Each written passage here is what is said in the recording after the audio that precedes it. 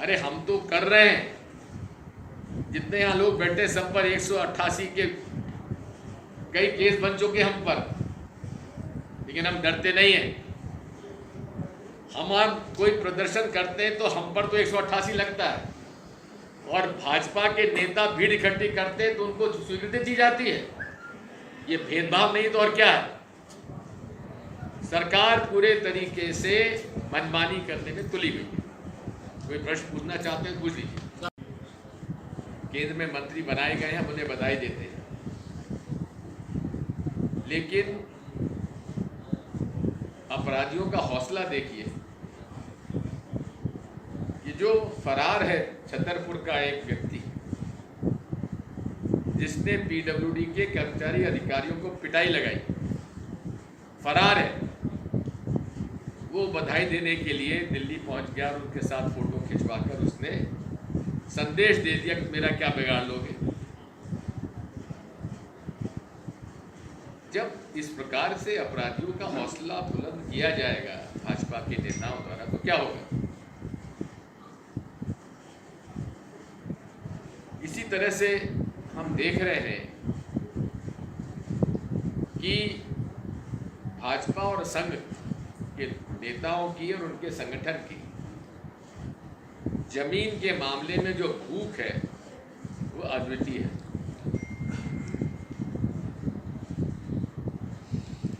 पंडित जवाहरलाल नेहरू ने भारतीय heavy electricals भेल का कारखाना भोपाल को दिया डॉक्टर शंकरदयाल शर्मा के अनुरोध पर, और गोविंदपुरा में इंडस्ट्रियल एस्टेट लगाई गई जहां लगभग 1100 इंडस्ट्रीज, छोटे छोटे उद्योग लगे हुए हैं। वहाँ के एसोसिएशन जिसमें कि लगभग 450 मेंबर हैं,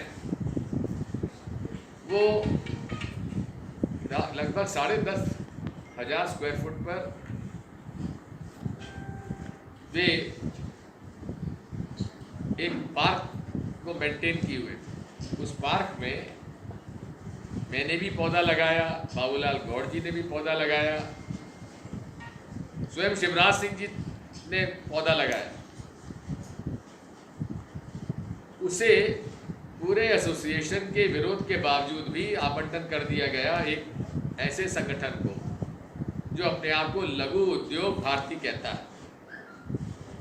एक तरफ जहां शिवराज जी रोज फोटो छपाते हैं पौधा लगाते हुए, वहीं जितने वहां पे पेड़ थे वो सब काट दिए गए, जला दिए गए, वहां भवन बनाया जा रहा है। ये इनके कथनी और करनी में अंतर है। और बिना लैंड यूज चेंज किए, बिना नगर निगम की परमिशन के निर्माण शुरू कर दिया और शिलान्यास कर दिया। हमने जब शिलान्यास का विरोध किया तो लाठी और बौछारों से हमको झेलना पड़े, हम उसमें आपत्ति नहीं है। हमने तो यहाँ तक कहा शिवराज जी, अब हमें मिलने का समय दे दीजिए, एसोसिएशन के लोगों से साथ हम आपसे मिलना चाहते हैं। कोई जवाब नहीं। चिट्ठी लिखते हैं मुख्यमंत्री जी को, उसका उत्तर तक नहीं आता। समय मांगते हैं, समय नहीं मिलता है। तो हम लोग क्या करें? आंदोलन ना करें तो क्या करें? हमने शनिवार को ही उनसे मिलने का समय मांगा था। क्या कल आपका क्या शिलान्यास हो रहा है, इसके पहले हमको मिलने का समय दीजिए। समय नहीं दिया गया। कृष्णा गौर जो कि भाजपा के स्थानीय विधायक हैं, मैंने उनसे कहा कि आप क्यों कर रहे हैं, आपके पिताजी के पेड़ में पौधे लगे हुए हैं। कहने लगे भाई साहब मैं क्या करूं, मैं खुद इसके पक्ष में नहीं हूं। और ये पूरी उसमें इन्होंने कार्ड छाप दिया और उसकी मुख्य अतिथि बना दिया विश्वास सारंग को, और इनको विशेष अतिथि कार्ड भेज दिया। तो वो स्वयं इसके खिलाफ है। अब सागर में भी 2015-2016 में एनजीटी को यहाँ के तालाब में इंक्रोचमेंट की शिकायत हुई। ये तालाब जहाँ की मैंने अपने शासनकाल में भी यहाँ पर इसकी काफ़ी राशि दी थी। इंक्रोचमेंट करने वाले कौन हैं? बड़े बड़े लोग, छोटे मोटे बेचारे रैकवार लोग हैं, उनका मुझे कुछ नहीं कहना। मछली पालन का उनका धंधा है तो वो आसपास पड़ोस में बैठे, लेकिन बड़े बड़े भाजपा के नेता और राष्ट्रीय स्वयंसेवक संघ का दफ्तर वहां पे बन गया है इंक्रोचमेंट। ये मैं नहीं कह रहा हूं, भाजपा के सरकार के कलेक्टर की रिपोर्ट मेरे पास है।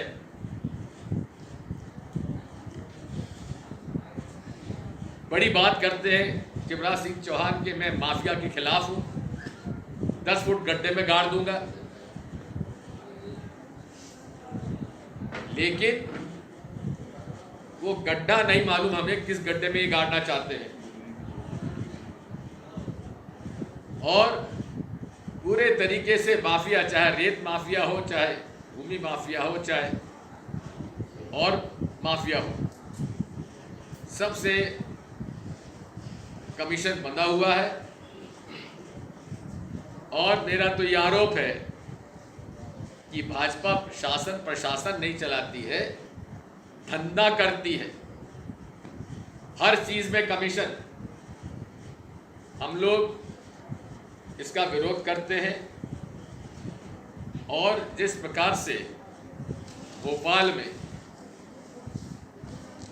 हम लोगों ने प्रदर्शन आंदोलन किया था कमलनाथ जी से चर्चा करने के बाद, हम सागर में भी सरकारी ज़मीन पर, तालाब की ज़मीन पर जिन जिन लोगों ने इंक्रोचमेंट किया हुआ है, वहाँ पर जो बेचारे रैकवार लोग हैं उनको बसाहत के लिए दूसरी जगह देना चाहिए। बाकी जो बड़े बड़े लोग हैं और ऐसे संगठन के लोग हैं उनके निर्माण तोड़े जाना चाहिए, हमारी मांग होगी। प्रदर्शन की तारीख कमलनाथ जी से चर्चा करने के बाद तय की जाएगी। मैं आज इस अवसर पर इतना ही कहना चाहता हूं कि पूरी जनता आज परेशान है महंगाई से। थोड़ा बहुत पेट्रोल डीजल के भाव बढ़ते थे तो भाजपा सड़कों पर उतर आती थी। स्वयं प्रधानमंत्री मोदी जी के बयान आप देख लीजिए, बड़े बड़े लोगों के बयान देख लीजिए। शिवराज सिंह चौहान उर्फ मामा और मामू साइकिल चला रहे थे, आज क्या हो गया जब 110 पार कर गया पेट्रोल डीजल। 2014 जिस दिन यूपीए सरकार गई उस दिन सेंट्रल एक्साइज ड्यूटी डीजल पर 3.5 रुपया थी और पेट्रोल पर 9 रुपया थी। आज वो सेंट्रल एक्साइज बढ़ाकर केंद्र सरकार ने, मोदी जी ने 33 रुपया कर दी पेट्रोल पर और 32.5 रुपये कर दी डीजल पर। आज यदि वही सेंट्रल एक्साइज ड्यूटी यूपीए सरकार के बराबर ले आए तो लगभग 25 रुपया लीटर पेट्रोल पे कम हो जाएगा और 30 रुपये लीटर डीजल पे कम हो जाएगा। कल मैं विदिशा में था तो वहाँ के सीनियर लोगों ने मुझे बताया कि साहब बुवाई नहीं हो पा रही है, डीजल इतना महंगा हो गया है कि हम लोग मुसीबत में है। एक टंकी जहाँ की 2-3 हज़ार में आती थी आज 21 और 22 हज़ार में टंकी डीजल की भरी जा रही है। तो इसलिए महंगाई की मार हर वर्ग को है, गरीब को तो ज़्यादा ही है, लेकिन मध्यम वर्गीय परिवार भी आज महंगाई की मार में त्रस्त है। खाने का तेल डेढ़ा दूना हो गया, आटा महंगा, दाल महंगी, हर चीज़ महंगी हो गई है। खाना पकाने का गैस में 7 महीने में 350 रुपया प्रति टंकी की कीमतें बढ़ी है।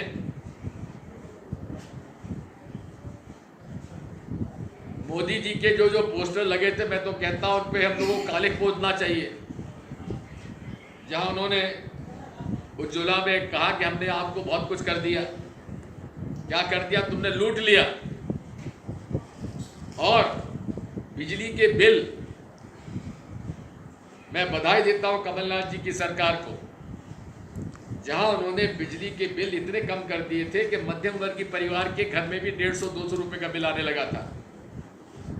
किसानों का बिल आधा रह गया था।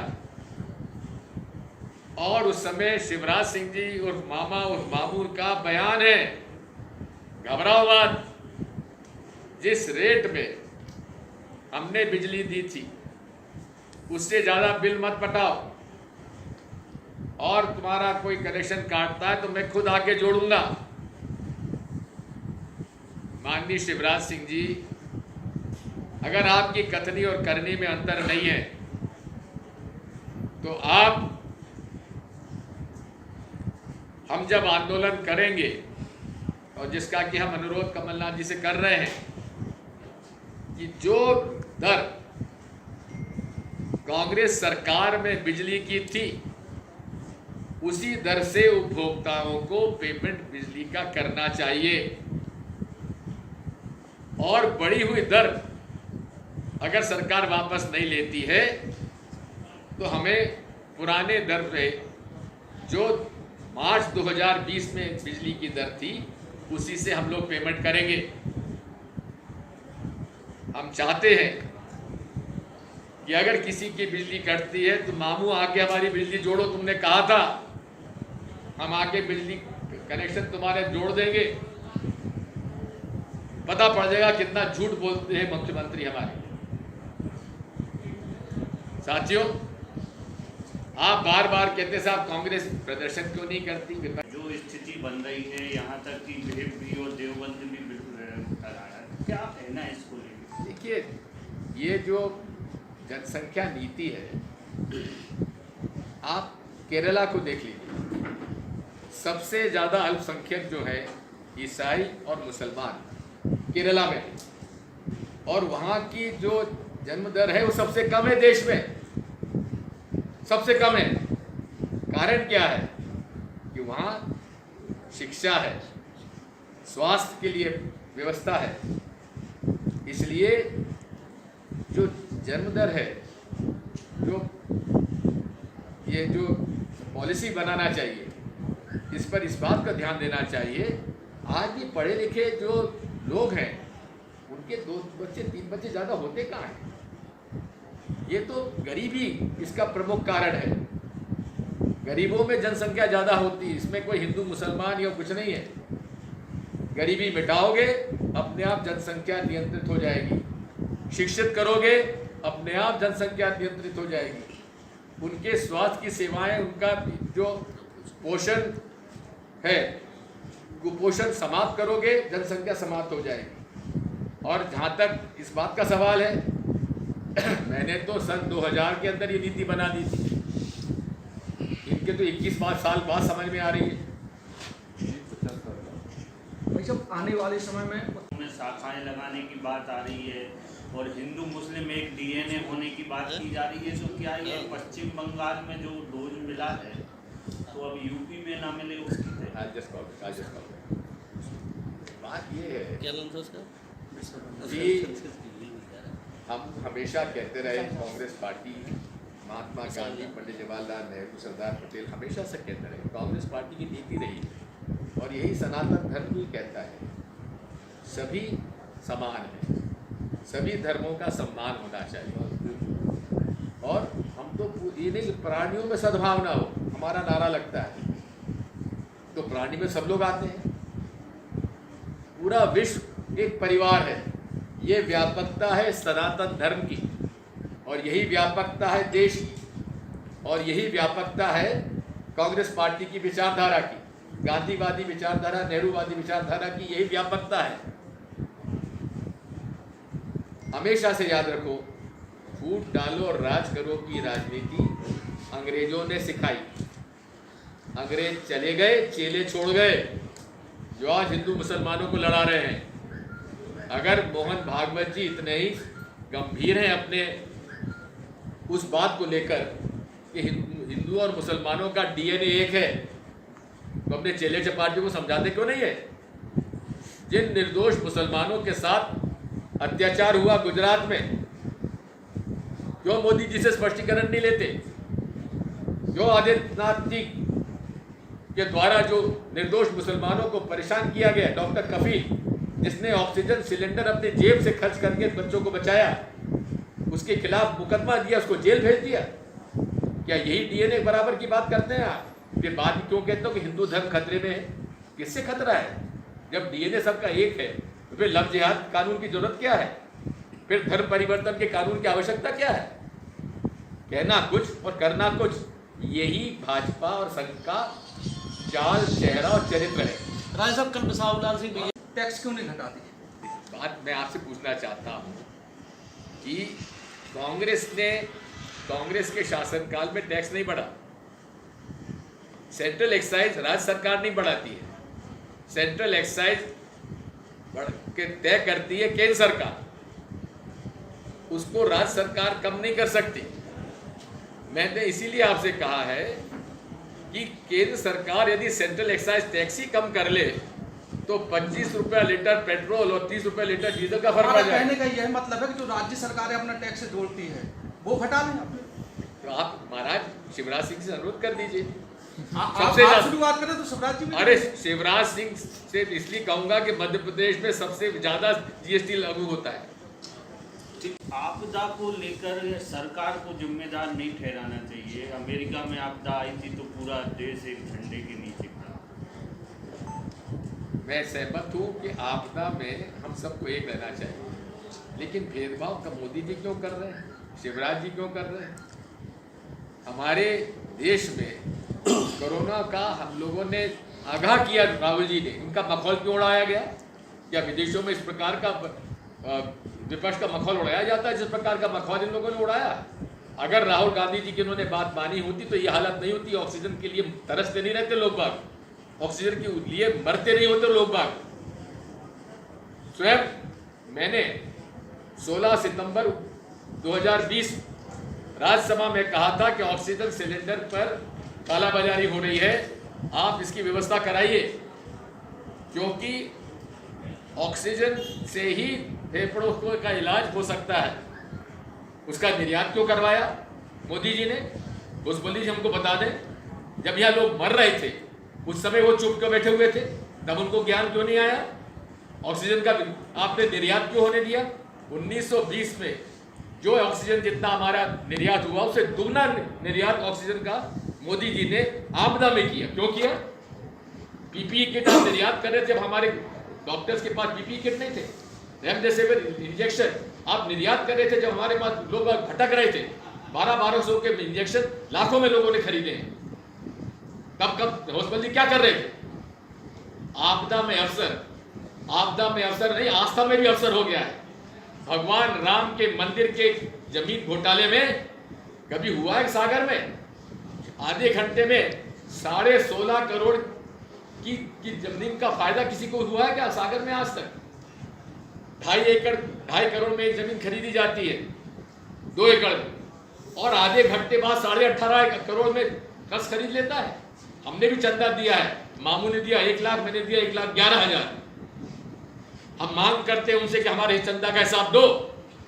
पहले भी हमने राम मंदिर के अभियान में चंदा दिया था, 1400 करोड़ खा गए विश्व हिंदू परिषद। वहां के, मैं नहीं कह रहा हूं, वहां के महंत निर्मोही अखाड़ा के महंत ने आरोप लगाया है, न तब आज दिया न अब। चंपत राय जी को बुलाया था अभी आरएसएस के प्रमुख जी ने चित्रकूट में, गुपचुप क्या बात हुई, उजागर करो। क्या चंपत राय को हटाएंगे वो लोग? ट्रस्ट मैनेजिंग ट्रस्टी बनाया हुआ है, मोदी जी चेयरमैन है, उनसे सवाल जवाब क्यों नहीं करते? 20 लाख की जमीन बढ़ के हो जाती है 2.5 करोड़। आपदा में अवसर नहीं, तो आस्था में अवसर ढूंढ रहे हैं भ्रष्टाचार का। सर आपकी मांग क्या है? इसका ऑडिट होना चाहिए, पूरा ब्यौरा देना चाहिए चंदे का। सबसे पहले तो चंपत राय को हटाना चाहिए, पहले उसके ऊपर आपराधिक प्रकरण चलना चाहिए।